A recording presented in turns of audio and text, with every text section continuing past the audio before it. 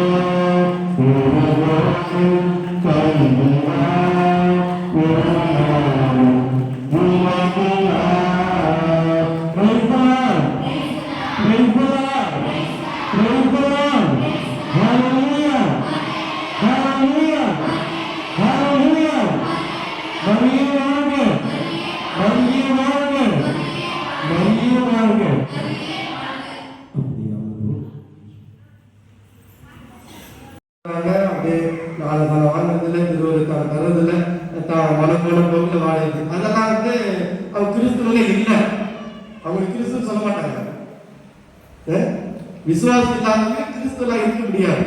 கிறிஸ்துவை ஏற்றுக்கொண்டவர்கள் கிறிஸ்தவர்கள். கிறிஸ்துவை அடிகளாக அறிந்து கொள்கிறவர்கள் கிறிஸ்தவர்கள். கிறிஸ்துவனுடைய சாயலை பெற்றிருக்கிறவர்கள் கிறிஸ்தவர்கள். இவ்வளவு அப்ப முதன்மையாக எவ்வாறு அவர்கள் கடவுள் அவரை பாதுகாத்தார். பாலைவனத்துல ஒன்னில்லாத இடத்துல அவங்களுக்கு உணவளித்தார், அவங்களுக்கு குடிக்க தண்ணி கொடுத்தார். அதே மாதிரி இன்னைக்குதான் கொஞ்சம் டெவலப்ட் ஏரியா இல்லையா கிரிகுண்டு. இதுக்கு முன்னாடி பயங்கரமா டெவலப்பான ஏரியாவா? யாரும் தெரிஞ்சு யாருமே இல்லை, தெரிஞ்சு சாமியாருக்கு தெரியலாம் கிடையாது. அது இந்த பாட்டிங்கெல்லாம் இருக்கு. இது முன்னாடி பெரிய வளர்ச்சியான ஊரா இருக்கு. சிட்டியா நிறைய கார் இருந்துச்சா? எத்தனை கார் வரும்? பைக் இருந்துச்சா? சாமியார்களே கோயில்கள் நடந்து வந்துதான் பூசை வச்சிருக்கிறாங்க இல்லையா? நடந்து வந்துதான் பூசை வச்சிருக்கிறாங்க. அப்ப போக்குவரத்து இல்லை, சைக்கிள் கூட இல்லாம சாமியாருங்க நடந்து வந்து எங்க திருப்பதி நிறைவேற்றிய காலம். அப்படிப்பட்ட ஒரு கோயில்கள்லாம் வர செய்திதான் வரும். வச்சுக்கலாம் எல்லாருக்கும் அங்கதான் போகுது. எப்பொழுதும் நான் நிலைத்து வாழ வேண்டும், கடவுளுடைய ஆசீர்வாதத்தோடு வாழ வேண்டும் என்ற ஒரு எண்ணத்தோடு ஒரு பயணம். அப்படின்னு சொன்னா நீங்க என்ன செய்ய வேண்டும்? நிலை வாழ்வை எத்தனை பேர் அடையணும் ஆசைப்படுறோம். நம்ம என்னன்னா நிறைய பேர் நிறைய கண்டிஷன் எல்லாம் இருக்கு திருச்சபையில இல்லையா? திருச்சபையில நம்மள பயங்கரமா கண்டிஷன் கட்டளைகள் இருக்கு. 10 கட்டளைகள் போதும். யாரா ஃபாலோ பண்ணுமா? எங்க இருக்குது பாரு, குறிப்பிடுத்தல் இருக்குது பாரு, பைபிள் இருக்குது பாரு. எங்க இருக்குது 10 கட்டளை? எங்க இருக்குது? எங்க இருக்குது? யாருமே பேச மாட்டேங்கிறீங்க. 10 கட்டளை எங்க இருக்குது? சந்தோஷம் வேணுமா? மன நிறைவு வேணுமா? கண்ணீர் இல்லாத வாழ்க்கை வேணுமா? குழப்பம் இல்லாத ஒரு வாழ்க்கை வேணுமா?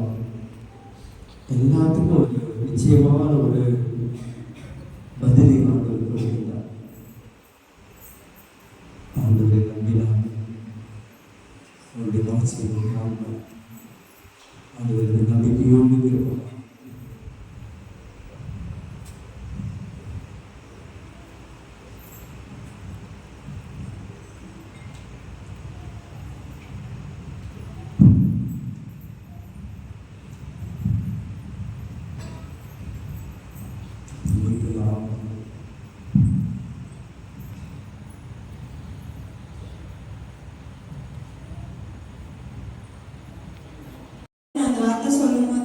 அப்பாவே எனக்கு அப்பா அந்த வழி அப்பாவே எனக்கு குணமாகும். இப்போ அந்த முதுகு வலி வந்து என்னை விட்டு போயிடுச்சு. இயேசுக்கே புகழ், இயேசுக்கே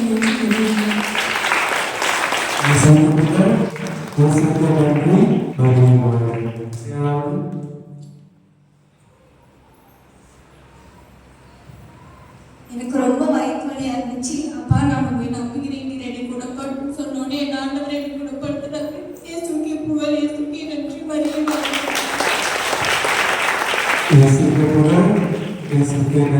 மரியாதை வெட்கப்படாதீங்க. இது ஆண்டவருடைய மகிமைக்காக சொல்லுகிற ஒரு செயல். அதனால நமக்கு வாழ்க்கையில் ஆண்டவர் நிறைய அற்புதங்களை செய்து கொண்டுதான் இருக்கிறார். சரி, இன்னும் நிறைய விஷயங்கள் இருக்கலாம். அடுத்த மாசத்துல இந்த சாட்சியத்துக்கு இன்னும் நேரம் எடுத்துக்கலாம். இன்றைய இந்த வாரத்துக்கு ஆண்டவர் கொடுக்கிற ஒரு வாக்கு, நம் இயேசு நல்லவர், ஒருபோதும் கைவிடார், ஒரு நாளும் விலகினார். இயேசு நல்லவர், அவர் என்னை விட்டு விலகுவதுமில்லை, என்னை கைவிடுவதுமில்லை. என்ன சொல்லும்? இயேசு நல்லவர், அவர் என்னை கைவிடுவதில்லை, என்னை விட்டு விலகுவதுமில்லை. சொல்லுங்க. இயேசு நல்லவர், அவர் என்னை கைவிடுவதில்லை, என்னை விட்டு விலகுவதுமில்லை. இயேசு என்னை விலகுவதில்லை, என்னை கைவிடுவதில்லை. எந்த வாக்கு நீங்கள் சொல்லுகிற பொழுது ஆண்டவருடைய துணையை நீங்கள் உணர்வீங்க. நீங்கள் செய்கிற வேலையாக இருக்கலாம், குடும்பத்தில் பிரச்சனை இருக்கும் பொழுது, உங்கள் குடும்பத்தில் கணவன் சண்டை நடக்குது, இல்லை பிள்ளைங்களுக்குள்ள சண்டை நடக்குது, இல்லை வேற ஏதாவது பிரச்சனை இருக்கிறீங்க, நீங்கள் அந்த வார்த்தை சொல்லி பாருங்க, அந்த இடத்துல சமாதானம் கிடைக்கும். என் இயேசு நல்லவர், அவர் என்னை கைவிடுவதில்லை, என்னை விட்டு விலகுவதில்லை. இயேசு நல்லவர் அப்படிங்கிற ஒரு வார்த்தை அந்த இடத்துல சொல்லி வரும்பொழுது ஆண்டவர் அந்த இடத்துல உங்களுக்காக பேசுவார், உங்களுக்காக யுத்தம் பண்ணுவார். இதை நீங்கள் இந்த மாதம் முழுசு நீங்கள் கடைபிடிச்சிங்கன்னா இது உணர்வீங்க. இந்த மாதம் கடைசியில் இது நீங்கள் நீங்கள் சொல்லணும். அதனால் இந்த வார்த்தையை ஆண்டவர் கொடுத்துருக்கிறார். இயேசு மறுபடியும் சொல்லி என்ன சொன்ன? இயேசு வேறு சத்தமாக சொல்லு. எல்லாமே சொல்லு, எல்லாரும்.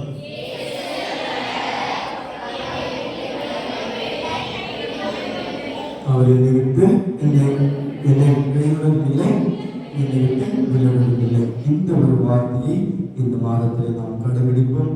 அவருடைய பாதுகாப்பையும் அவருடைய உடனிருப்பையும் இந்த மாதத்தில் உணர்வோம். ஆண்டவர் விழுந்தால் பண்ணிடுவோம். ஆன்மீக பார்வோம்.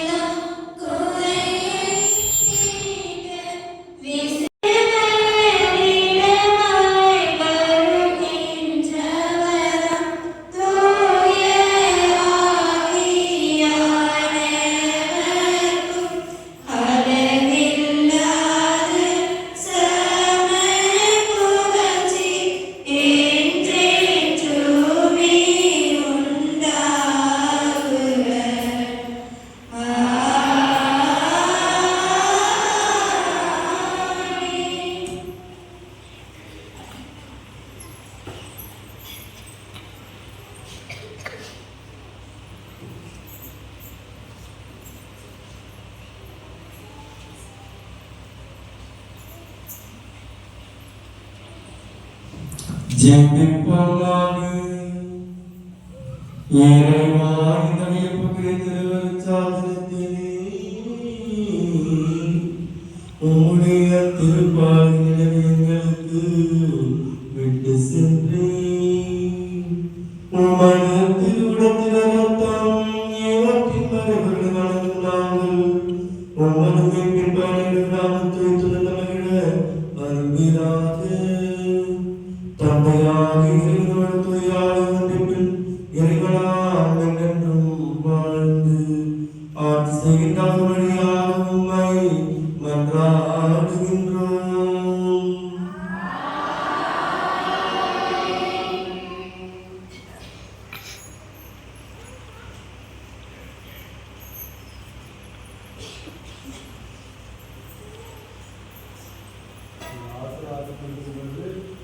ஆண்டவரே, என்னை ஆசீர்வதியும்.